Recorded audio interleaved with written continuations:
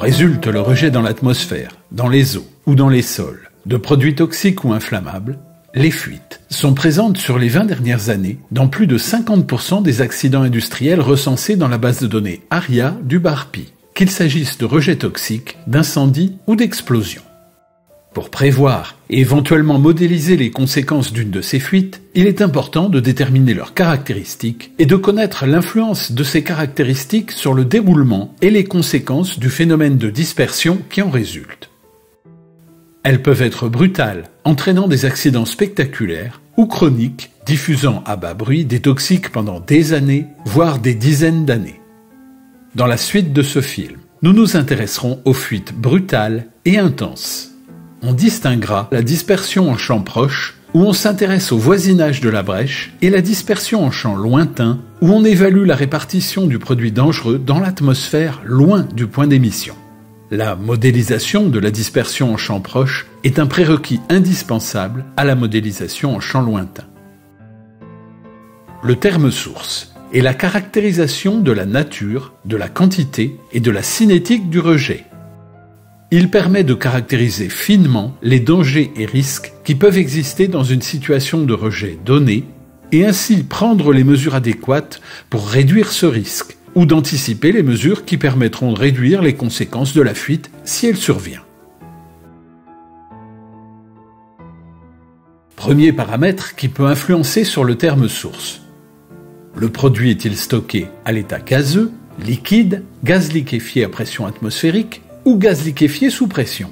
Cette nature va être fondamentale dans le type de rejet obtenu. Dans le cas des stockages à pression atmosphérique, si la substance est liquide à cette pression, c'est-à-dire si sa pression de vapeur saturante est inférieure à une atmosphère à température ambiante, ou s'il s'agit d'un gaz liquéfié par refroidissement, comme l'ammoniac, le GNL, alors le rejet sera liquide, et il se manifestera sous forme d'une flaque qui s'étend. Son expansion sera fonction des caractéristiques du produit, du débit d'alimentation, mais aussi de la topologie du site, par exemple la présence d'une rétention. Dans un deuxième temps, cette flaque va se vaporiser et former dans l'atmosphère un nuage de gaz qui va se disperser progressivement. Dans le cas des stockages de gaz sous pression, deux possibilités. Soit il s'agit d'un gaz et le rejet sera gazeux, soit il s'agit d'un gaz liquéfié sous pression, par exemple du GPL, de l'ammoniac, du GNL, et le rejet sera alors diphasique, c'est-à-dire un mélange de gaz et de gouttelettes de la substance à l'état liquide. La phase gazeuse et la vaporisation des gouttelettes formeront à terme également un nuage de gaz qui se dispersera dans l'atmosphère. Un cas particulier, celui des incendies, qui vont émettre essentiellement des rejets gazeux chauds et des suies. Une fois le type de rejet établi, une étape supplémentaire vers la maîtrise du risque est d'estimer le débit de la fuite en fonction des paramètres du stockage. Là encore, la forme physique de la substance et ses conditions de stockage vont avoir une importance fondamentale. Dans le cas d'une fuite de substance en phase liquide, le débit de fuite va essentiellement dépendre de caractéristiques de la substance, comme sa masse volumique, de paramètres liés à l'orifice de fuite, comme sa section, et son coefficient de charge qui varie selon que les bords de la brèche sont épais, minces ou arrondis. De caractéristiques du stockage, dont la hauteur de liquide qui surmonte la brèche et la pression relative dans le réservoir. Le calcul du débit de fuite s'effectue alors par la formule suivante. Pour résumer, la pression agit comme un moteur, la masse comme un frein.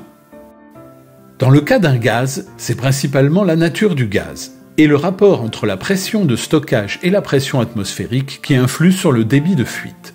Cette nature est prise en compte à l'aide du coefficient de Laplace qui représente le rapport des chaleurs massiques à pression constante et à volume constant de la substance.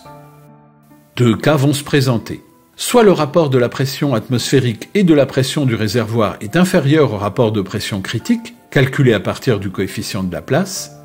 L'écoulement lors de la fuite sera alors subsonique. Le débit de la fuite se calcule alors de la façon suivante.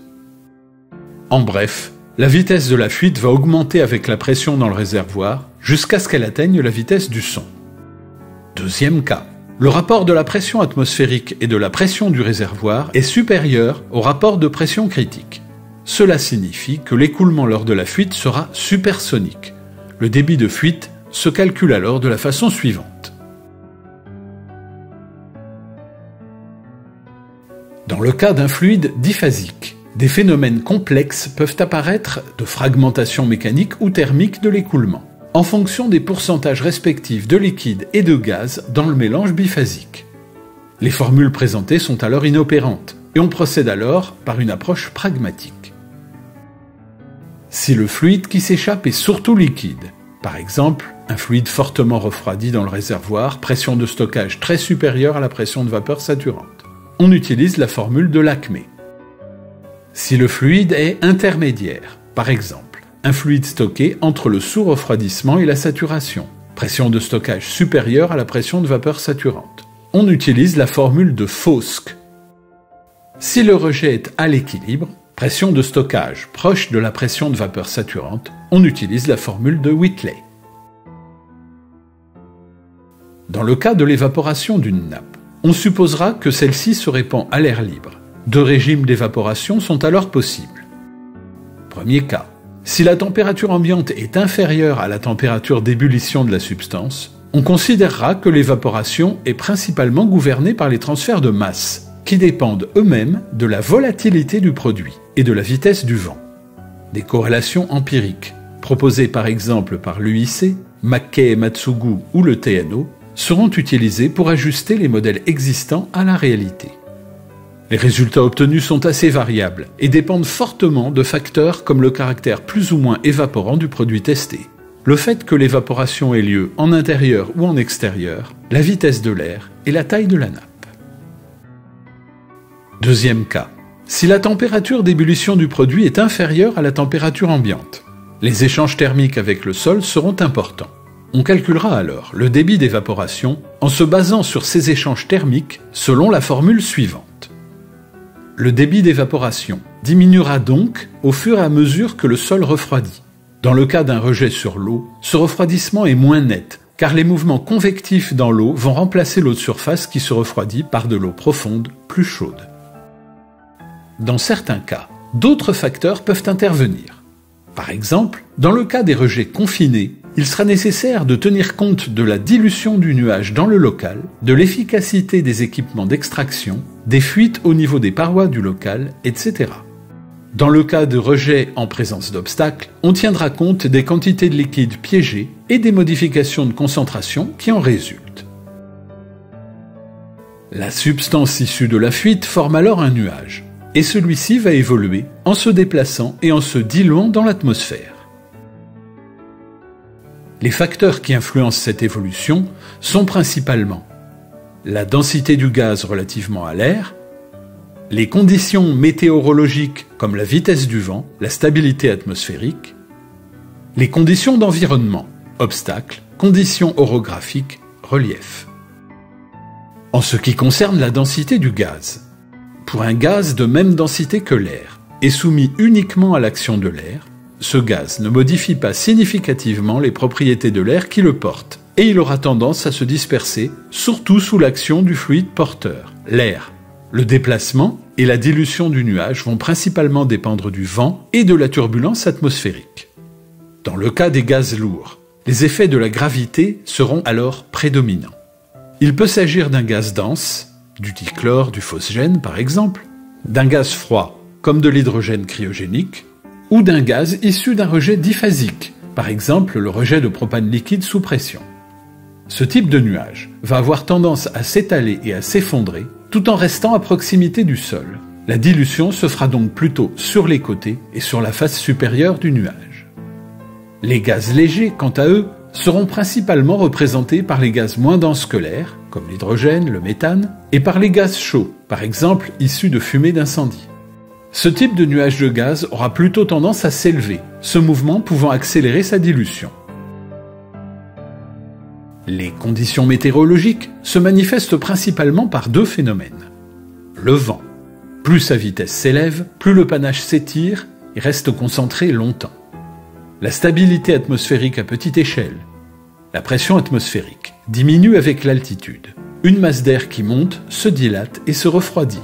Le taux de refroidissement dépend du gradient adiabatique, 0,98 degrés centigrades pour 100 mètres en air sec, 0,55 degrés centigrades en air humide. Si le gradient thermique atmosphérique est inférieur au gradient thermique adiabatique, par exemple dans le cas d'une journée ensoleillée et d'un vent fort, l'atmosphère sera très instable. Un rejet en altitude sera donc vite dispersé.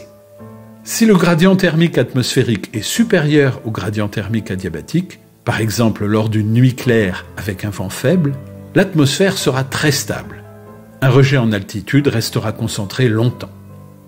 Les classes de stabilité de Pasquill permettent à partir de la vitesse du vent, du rayonnement solaire et de la nébulosité d'évaluer la stabilité de l'atmosphère à partir de situations types. Deux facteurs supplémentaires peuvent venir influer sur la dilution du nuage.